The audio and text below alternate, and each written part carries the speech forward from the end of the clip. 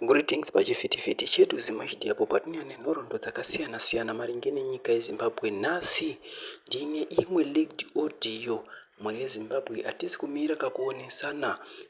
Chatinokumbira kwamuri kutipawo mafungiro enyu kuitira kuti nyika yese izive kuti zvii zviri kuitika, nekuti zvinhu zvatauya nazvo zvinhu zvepapublic zviri kurongwa secret.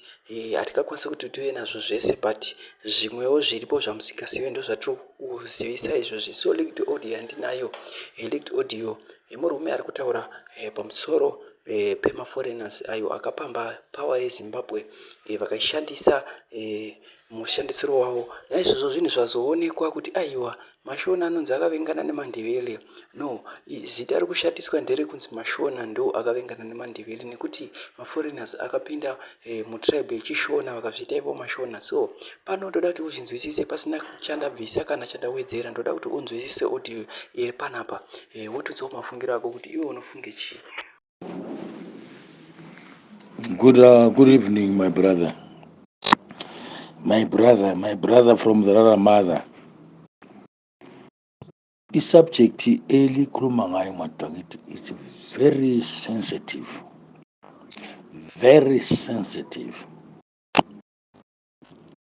Remember, when the Kukura Hunde took over, people from your own side, some of them were very happy for the Ndebeles to be destroyed. Some of them were very happy. And today, if we come today and say, we need to cooperate because we are a family. The people that are causing a lot of problems are the foreigners. Okay, fine. Today it has been noticed that the foreigners are causing a problem for us. For us who have been brutally used, how then do we have to believe you people? How then do we believe you people? Now you are coming genuinely, the Ndebeles were ill-treated. And today they are still ill-treated. How then do we believe in that? Because like we talk, as we say now, I've told you, they've shown us our brothers that originate from this country. They were happy when the Ndebeles were killed. For whatever reason, I don't know. They go back to history of Dalare. We're saying Ndebeles, when they arrived in this country, they went and killed the Shonas. In which way? This country is actually, it's called Mambo Lomsiligas. We start off with Mambo. We started off Umziligas. Umziligas came in and found Mambo here. Mambo gave instructions to Umziligas. And Umziligas was supposed to abide with those instructions from Mambo. Now between Shonas and Ndebele, we never fought. But when this parallels and this thing came in, which corner now Shonas are the one, that's politically. Because the people who have created all these things, you are saying these people are coming from outside the country. They've created a division between the Ndebeles and Shonas. How then do we mend that? Because Ndebeles on my own, they will never trust a Shona guy. They will never trust a Shona guy. They'll say, these people are coming back. They want to understand how we feel being Ndebeles. Now that I said, you're saying, no, these are our brothers. We must cooperate with them. We must enjoy life with them. We must create our country to become, one of the best countries in Africa. But then, who spoiled the relationship between the Shonas and the Belis? You are saying the foreigners. But the way today, this side, it's the Shonas. Because the person who was in charge was a Shona, or is still a Shona. We take it that way. So I think you have to go down and try and rectify this issue before you come up with this issue. Good now, Matoto. Let's fight for our life. Because here we have been used, been very, very, very much unused. We have been ill-treated, both of us. Both of us have been ill-treated. Yes, there could be some other guys from your side who were not happy about how the Jabeles were treated. But it's not an easy thing to make the Jabeles understand you. It's not an easy thing. It's not. A few people will understand what you're saying. So, me now, I think this one is a non-starter, my brother. This one is a non-starter because there must be a certain way of approaching people. Because tomorrow, if all the Ndebelers turn and support what you are saying, and then you get what you want, or let's get everything rectified. The next thing is the bigger populations are shown us. With the Nyasas, they all support your side. Who is going to say this one is a pure Shona? This one is not a pure Shona. It's a mixed blood from Malawi, from Zambia. Who's going to say that? We end up being a Shona, pure Shona from Mashonaland. You are going to, how are we going to know who would gonna win a pure Shona? These are things that you have to look into. These are things that you have to look into. Yes, we can put together to fight this practice that is being taken in the country. But at the same time, if you come when us, we will put you there in power. The next thing is that you are going to look after Shonas. You're not going to look after the Ndebelis. Vana vamai vangu ava totaura rudzi rumwe chete rikama Ndebele ikoko vachazvionera vega. That's the end of the story. Where are we going to? Where are we heading to? We are saying we are a nation. Look at South Africa. They are there. You have not seen. It was there. I think what year was that? It was Kuma 70 somewhere there. When the Xhosas and the Zulus fought. No Zulu was supposed to write the text. If you go to a text being a Zulu, they will stop a text and find out who is a Zulu. They will fight. But nowadays, that thing went all away. We've got Sotus that are settled in KwaZulu Natal. Emahlabatini, they in Mahlabatini. They are there. You go to take Natal, you go to Ndebele, you find Zulu secret Ndebele. You go to Ebaperin, you find Zulus there, you find Ebaperis there. There's no problem. But here, it's like, I don't know. I don't know. Why? What are we fighting for? What are we actually fighting for? What do we need from one another? We are starving today. Now, because starvation, that is the problems that we are encountering. Besides Shona or Ndebele, we are encountering same issue, same problem. same problem. You don't have money in your house. I also don't have money in my house. You don't have an account that has quoted $1 million. Not even one time when an African is at $1 million, maybe. Some of the rich guys that who managed to make their own money. But the rest of us, we are poor. We are poor. Ukaenda mudanga remunhu uchaona mumba munhu ane mombe 2-1 ana mombe munhu ari kutambura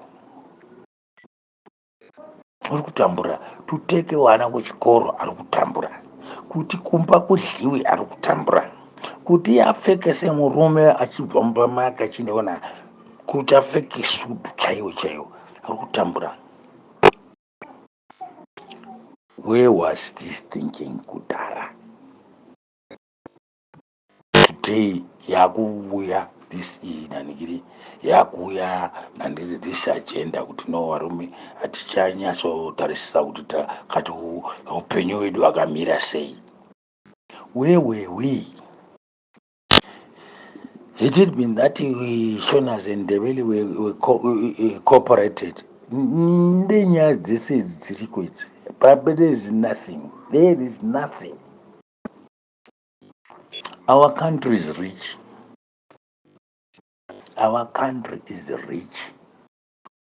Only that God gave that richness to the poor-minded people.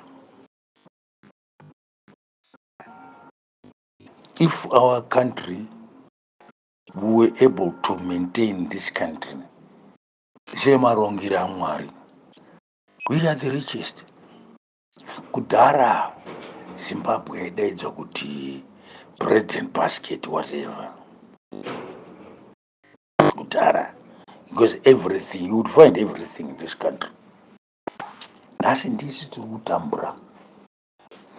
Vana vatinodzidzisa muno, where are they today? They are outside the country looking for greener pastures. How do you feel when you don't have your child here? Kuti muone kuti this is my child, it will take you something like 5 years. Meaning good, if God would have given you chance to survive. If not, uchazoshaika mwana wako usina kumuona. Usingazivi kuti kurarama kwacho kwaanoita chii. Even iye pachake anogona kupa mari. Baba, bata apa. Mumboedza kuti moita sei. But you would want to see that child here. Because mwana wako ka. But you don't. How do you feel?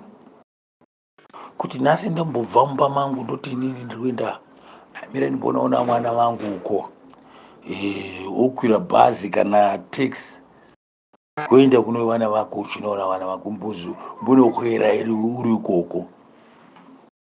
Ukana uchimwa doro wotengera mhamba, kana wozomwa madrinks nyama, mudhara hamwe doro ano madrinks wogochera nyama wodya woguta wodzoka mumba wakarara wouya worara. We are going to see that. Mwana wako okura woita muviri wakakura, unofa usina kumuona mwana wako. Kuti mwana wangu wakura ende muviri wake anotofanana nambuya kana natete whatever, haufa waziva. How do you feel about that? Saka zvinhu zvanofanira kuti mutange tarisisa tanga kuti kana makuda kuzotanga nyaya yakadai munoibata sei. Vangani vanhu vanowirirana nazvo. Kozi panapa tiri kutambura varume, kuti zvamahara tiri kutambura. Uri mudhorobha unotadza kuenda kumusha, nyaya yemari hauna mari. Vana vakumba mako rototadza kuti vape zvaunoshiva mumwoyo mako kuti vana vangu dei vanga vachidya zvakadai, dei vanga vachipfeka zvakadai. hapana. Hapana munhu anofarira mwanake achimuona kuti mwanake anotambura. Hapana. Kwakati kaki kuvhenekana muzukuru. Iwewe uri sekuru, iwewe ndiwe munhu wanotanga kumhanyira kuti chizukuru changu chiya chofanira kupfeka mwana acho asina shangu, asina matenesi okutamba nevamwe vake, haana tracksuit. Iwe sekuru, baba wacho achiuya achiwana kuti sekuru ndiamutengera izvo. Sekuru, vana vangu, mhuri yangu yese inofanira kurerwa nebaba wacho nemukadzi womwana. Ndini wanofanira kuona. Pandichazoenda nichishaika munyika, vasazosara vachitaura kuti baba, dei baba anga ari panapa, dei baba anga chidai. Ko nhasi ndikashaika nhasi, hapana zvandinovaitira inini. Vachandifunga nekuita sei? Kuti ndakavadzidzisa vawana zvigara zvavavanazvo, kuti vari kutambura vonevo. Ivo nevo vari kufungidzira kuti dei ndichisenza inini ndotengera baba motikari. Unoitenga nei motikari yacho ichitambura nei? Ndimotengera mai dhirezi, ndimboita sei? Anoitenga nei dhirezi iyoyo? Hana mari, tambura. Saka varume, injere dzakanaka kuti vanhu dei zvaibvira vachibatana, vachiona kuti right, tine rudzi rwevanhu vangani vari muno. Zviya zveguka rahunde what zvichazooneka nekufamba kwenguva. Tambotanga tagadzirisa magariro edu, tagadzirisa magariro edu, ndopachazoona kuti patakakanganisa pakakakanganiswa ndepapi. Toda kugadzirisa ipapo, toda kudii, tobata zvese nanjerere togadzirisa zvese zvonaka. Pari zvino ingava nyaya inodzipa muhuro, ichidzipa mupefumuro womunhu kuti kati panapa varume ava kuda kutaura sei. Shuwa. Right, muri Zimbabwe ndofunga mazvinzera audio iyi nekuti panotanga hondo haitange nekunzi vanhu vangotanga kurwa kana kuti futi dzatanga kurira. Panotanga kutauriranwa semataurirano atiri kuita, semubuditsiro unoitwa nyaya nemalect audio iwaya, vanhu vachidhimanda, nekuti nyaya idzi dzatiri kutaura hadzisi kuperera kwamuri chete. Kuvakuru dzinotosvika, vanotozviziva kutoti vakomana vanofambisa nyaya dzinotosvika nekwavari. Nyaya dzatiri kutaura idzi dzinosvika kwavari, izvozvi hana dzavo dzinenge dzichitorova, vanenge vachitovhunduka kuti ko mashona aya vazomutswa nani kusvika pazvinhu zvakadai so izvi. So mashona vari kudhimanda kuti ivo ndivo varidzi venyika pamwe chete nemandevele.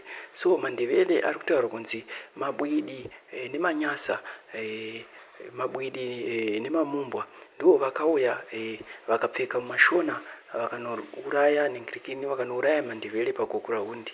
Nyaya iri kuzomabuditswa. So panapa isusu zviri kunzi nyika yeZimbabwe, mashona nemandevele pari kunzi batanai mubvise mhandu munyika yenyu. Naizvo muri Zimbabwe apa hapachada kutarisa rudzi kuti ndiani kana kuti ndiani pavanhu vari kutogara munyika yacho yeZimbabwe. Nyaya yekubatana murwisa mhandu, nekuti katarisa kana maforeigners acho arimo vari kungotambudzwawo nemaforeigners avo iwayo. Saka apa pasisiri pekutarisa rudzi apa. Nyaya yavepo ndeyekuti hurumende iripo ndiyo inofanira kunge ichienda, kusara vanhu vari kuda kunzi vashande. Naizvo muri Zimbabwe mukazvitarisisa wevhi reshanduko ririmo munyika yeZimbabwe, asi kungoti Mwari zvinhu izvi akazvigadzira kudhara. So agadzira kudhara, changosara izuva chete kuti muone vakuru vava vachidonha vachizvambuka, nekuti kwavakabva kwakure That's why muri kuona kuti majenerali ese akafa kana kuti ari kunzi akaurawa aya amuri kuchemera kuti majenerali akaurawa imwe nzira yakatoshandiswa naMwari kuti vanhu ivavo vagare vaenda, nekuti vanhu ivavo vakasara varipo pachazoda kupinda new party vanhu ivavo ndo vachavhiringidza futi vachiisa musangano pamberi vachiusimbisa, nekuti madhara iwayo akanga achidya nemusangano. Saka Emerson ari kutovhura nzira, asiri kuziva kuti ari kuvhurira nzira kuti new generation iwane murugare, iwane makomborero. So muri Zimbabwe tinokutendai nekuona kwamunoita pachivhitivhiti chedu Zim HD zuva nezuva.